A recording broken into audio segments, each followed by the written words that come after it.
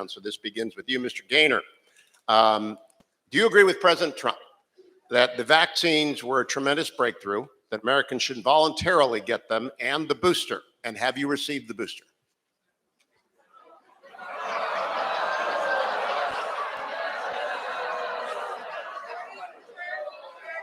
I agree with President Trump that the vaccines were a tremendous medical achievement. We created a vaccine in record time, but I believe that it should be the choice of the individual whether or not to take the vaccine. The government should not force us. The employer should not force us.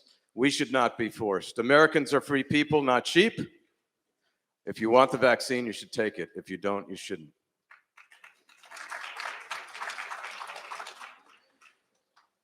If I were in office, I would disclose my medical history because I think it's obligated for a public official to do that. As a private citizen, I think it's best that we all keep our medical histories private. President Trump, though, wanted people to tell us whether or not they've had the booster. Was he wrong? Say that again, I'm sorry. President Trump urged everyone to declare their booster status. Was he wrong to do so? Well, I wouldn't have done it. I think your vaccine status is your business. It's yours alone, perhaps your wife, not your employer, not the government. Did President Biden win a constitutional majority in the Electoral College and thus the presidency? And if your answer is no, which states do you think President Biden did not win, and on what basis do you think that? Yes, Joe Biden is in the Oval Office, and he is making an absolute mess of our country. The most embarrassing retreat, military retreat in our history from Afghanistan, letting millions of illegals cross our border and destroying our economy. Every working family in our country is suffering from the inflation and the mismanagement of our economy. You can talk about whether Joe Biden won or lost, but the American people lost when he took the Oval Office. We have to change the way elections are run in our country, and certainly in Arizona, because we need every single citizen in Arizona to feel that elections have integrity. Every citizen should feel that when they cast their ballot, it's properly counted and the result is fair. We have to return to the way elections used to be run. We appear at the polls, we cast a paper ballot, they're counted, and the day after the election, we know who won. Thank you. So the same follow-up, but President Biden won. He's in the Oval Office making a mess. Should the United States Supreme Court overturn Roe versus Wade? What would your response be as governor if the court does so? I believe that Roe v. Wade was wrongly decided by the Supreme Court. It was based on a supposed right to privacy that I can't find in the Constitution. It's been the precedent for a long time, but I think someday, perhaps soon, the court will overturn it, and I support that. In Arizona, we have laws on the books that would operate if Roe was overturned. And in the legislature right now, there is a bill that may be passed limiting abortion if the Supreme Court finds in the current case with Mississippi that a 15-week limit is legal. As governor, I would sign that bill. If Roe v. Wade is overturned, the original Arizona law pertaining to abortion and its legality would operate, and I would support that. Steve, the legislature received a boatload of COVID money. Can the legislature repurpose the COVID money to assist police and sheriff near the border that has been impacted? I think there's a good argument to be made that the pandemic caused some of what's going on at the border. So yes, I think the legislature can repurpose that money and should. We need to build a wall. We need to finish the wall, but we need to beef up law enforcement. Our sheriff's departments in our border counties are completely outmanned. DPS has not enough people to patrol our roads 24/7. We need more National Guardsmen at the border. But above all, when I visited the border, what I saw was many Spanish-speaking people, but also people from Uzbekistan, from Pakistan, from the Middle East. And they were not there to pursue the American dream. So after November, when hopefully we're sending 6 Republican congressmen to Washington, D.C., what I will say to our delegation is we must impeach Joe Biden for dereliction of duty and allowing what is happening at the border. It is his responsibility to protect this country. President Trump showed us that he can shut the border. He is refusing to do that, and he should be impeached and convicted for what is happening at our border. Thank you. Okay, education funding, a concern for many citizens, especially families. Backpack funding, would you support it or not? State why. We need to let the free market enter education and let the parents decide where their children are going to go to school. Money should follow the children. For too long, the government has dominated education. We need to stop that. We need to let the money follow the kids so that the best schools will flourish and the bad schools will die. That is the way of the free market. In every other part of our society, it needs to happen in education. When we talk about backpack funding, and if the funding is going to follow the child, what accountability would you require? If the funding is going with the child and the child's going to public school or district school, charter school, homeschool, private school, is there accountability? Or the backpack funding follows? What would you do for, should there be any accountability measures for the child that's got backpack funding in a private school or in a homeschool? I agree that the parents have the obligation and responsibility to determine whether their kids are doing well. But I believe we do need standardized testing because for most parents, it's not practical to homeschool. They're relying on a school, whether it's public, private, or charter, to educate their child. And if there's no standardized testing, if there's no valid feedback, how are they really going to know how their child is doing and how the school is doing? And frankly, their child is going to have to compete, not only with children from elsewhere in the United States, but from China and Russia and Europe. Our standards should be put against those countries because our kids are not achieving. They are not reading at 3rd grade level. Half of them are not reading at grade level. More than half are not at 6th grade. They're not at grade level for math. Our kids are falling behind, and our parents really don't know. We have to have testing, and we have to be able to compare our kids' performance against the people they're going to compete against in their adult lives. Thank you. I'm going to stay on schools. As I said during the Senate debate, I'm a Virginian. We just elected Glenn Youngkin. There were 3 issues in that race. One, does CRT exist? The Democrats said no. Glenn said yes. Should face masks be mandatory, optional, or outlawed? And whether or not quarantine is appropriate for kindergarten through 6 in any case when they're not 6. Those 3 things: masks, quarantine, and CRT. What we've seen with this pandemic is executive overreach, not only in our state, but in many states and in our country. And in the left in particular, they want to use the pandemic to control us, to make us do what they want to do, whether it's masks or vaccines or anything else.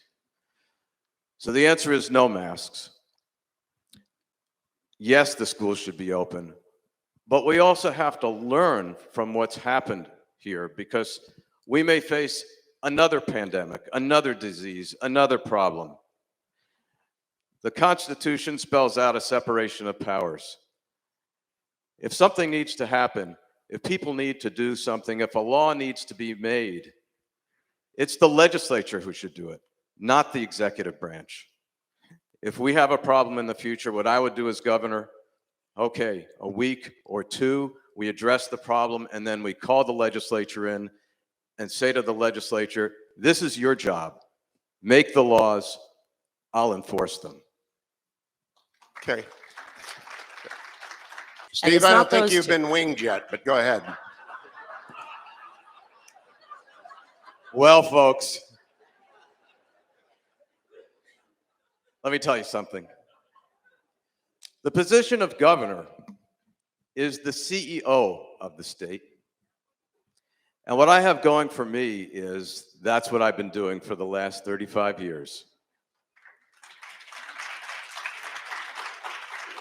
I am a true outsider. I've worked with politicians, I'm working with people in the legislature, but I have no ties. No one can influence me. No one can push me around because I don't care except about my wife and kids and the people of Arizona. I want our state to be strong, prosperous, and free. I want Arizona to be a leader among the states. We should have a world-class economy. We should have world-class education. And what I bring to the job is a track record of achievement, of taking on difficult problems, finding creative solutions, and making them work. That's what I'm going to do for the state of Arizona. Cathy. An issue question.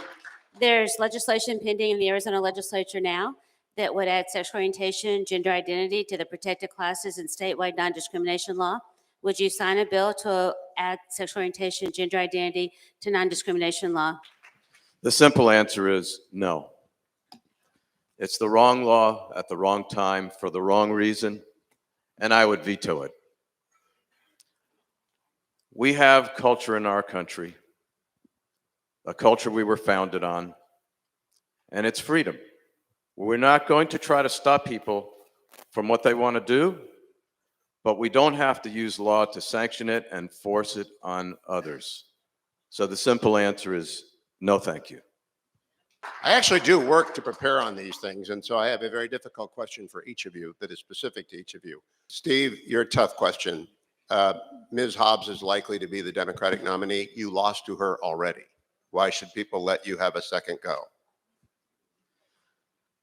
For those of you who have competed in sports the way I have, losing is sometimes the best way to learn how to win.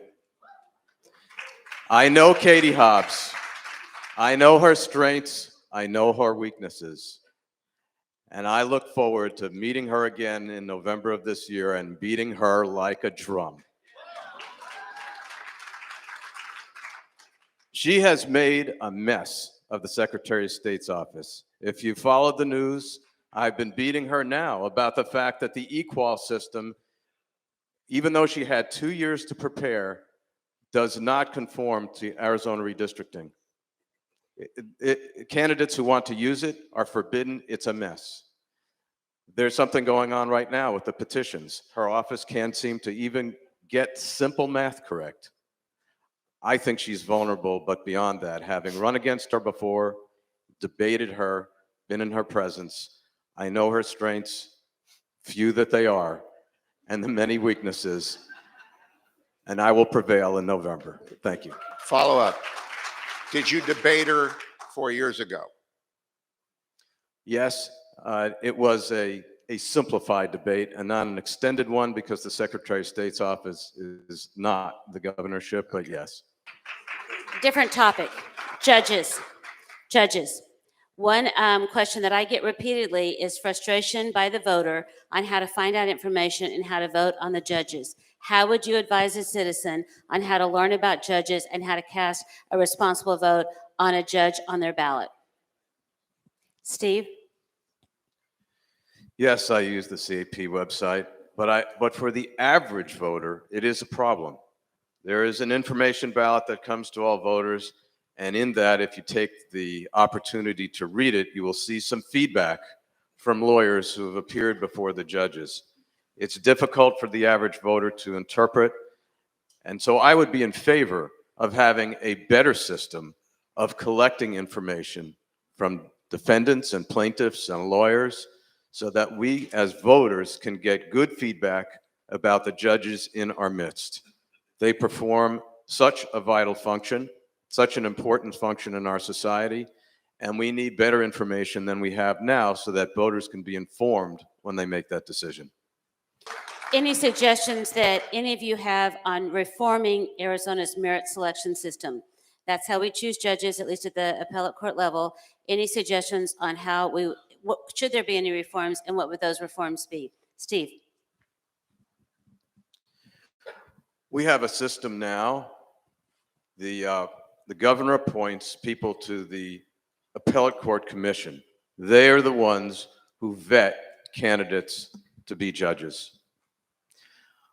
The only thing I would say about that could be improved is I think the process could be more open so that the public could have more of a say and more feedback, so that when people are appointed or they are made candidates to be judges, there can be more public input into that process. Aside from that, I think the process actually works well, and I think the judges that Governor Ducey has appointed, by and large, are originalists, are textualists, do follow the Constitution, do observe the separation of powers and the rule of law. And I think our Supreme Court overall has done a very good job in our state. Against the rising crime backdrop across the United States, was the First Step Act a mistake, and should it be repealed? I was not in favor of that. Our experience here in Arizona is that when we passed a law called Truth in Sentencing, and people who committed crimes had to stay behind bars for the prescribed time, our crime rate went down a lot. And there is a movement in the state, even among some Republicans, to not repeal, then scale back the time that people have to do behind bars, especially for violent crime. And the mantra is, well, these people are there just because of drugs, and it's not the case. It's a dangerous thing to do. The left wants us to believe that everyone is good and everybody should have a second chance, and county attorneys should not prosecute, and they couldn't be more wrong. In this state, we have a relatively high rate of incarceration, but we also have a higher rate of violent crime. We underinvest in law enforcement, and we don't want to go backwards. I will invest in law enforcement. I will support the police, and we will lower our rate of violent crime to where it should be. Arizona's government is very large. It has 50,000 employees, I am told, reliably. Maybe a little bit more, a little bit less. So you will be a CEO. What is the largest number of people on your own payroll at any time whom you have managed and whose checks you signed on the front? Steve. I've been signing paychecks for almost 40 years. So I've made more than 1,000, signed more than 1,000 payrolls. At the height, my business employed about 400 people. And I was responsible for them putting food on the table, making rent, paying their mortgages. And with the exception of 2008, I never laid one off. I always found a way to bring in work. I always found a way to keep them busy. Even if the work was slack, we would paint walls and clean machines, because I know what it is. And I've lived with these people like family, to live paycheck to paycheck and have to wonder whether you're going to be able to put food on the table. My experience dealing with people on the front lines every day will guide me in dealing with what I think is the 32,000 employees of the state of Arizona. And I look forward to having them be my employees. We certainly saw, as Hugh mentioned earlier, what happened in the Virginia governor's race. Arizona's had a parents' rights law for a number of years. We see parents being active, especially in the school settings. What suggestions do you have, or what needs do you have, or do you see that need to be changes in Arizona law to strengthen parents' rights, or what concerns you about parents' rights and what's happening in our state? Steve? I absolutely agree. There should be complete transparency. A parent wants to know what the school is teaching. They should be easily able to find out what it is, whether it's math, science, or sex education. There shouldn't be sex education in the school without parent consent. There shouldn't be politics in the school. That's something up to the parents to teach. When it comes to school boards are failing us in Arizona. For one thing, I believe when people run for school board, they should disclose their party identification. Otherwise, it's very easy to tell people one thing, and when you get there, you're something completely different. The School Board Association the National School Board Association is an evil organization. The Arizona branch is being supported by the government, and that should stop. And finally, in general, as Matt said, it takes a family, not a village. The parents should be in control of their child's destiny, and that should be clear in the law. Do you support the red flag law? I do not. I'm a life member of the NRA and also the Arizona CDL. I believe I put more lead down range than probably all the people on the stage combined. I just like shooting. I started when I was 10 years old, and I just happened to. But seriously, own a firearm is an American right. We are not Australia. We need our firearms. It is the last stand against tyranny in our country. And let me tell you, every politician in our country from now on forever knows that our population is armed, and it's a good thing. It reinforces the rest of our rights. So no red flag laws.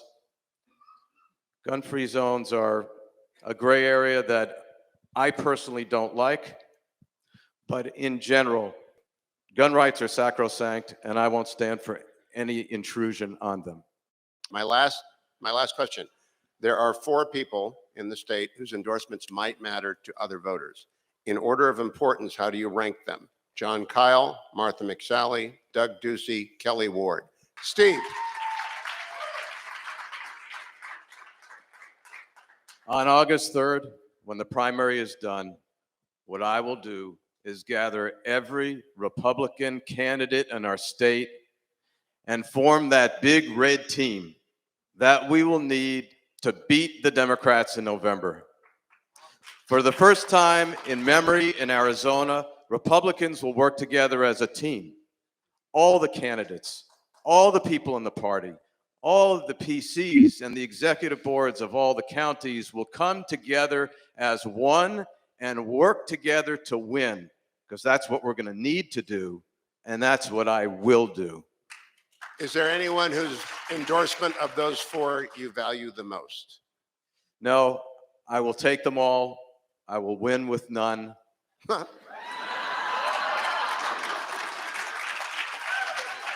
Good line, good line. Please join me in thanking our candidates.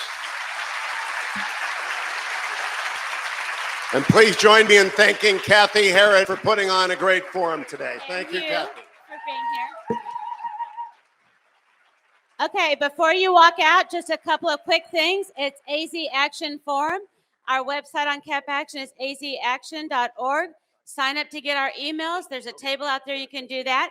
And if you want to be the first to know, mark your calendars now. April 5th, Center for Arizona Policy Cap Family Dinner with none other than Ben Shapiro. So mark your calendars now. Thank you all.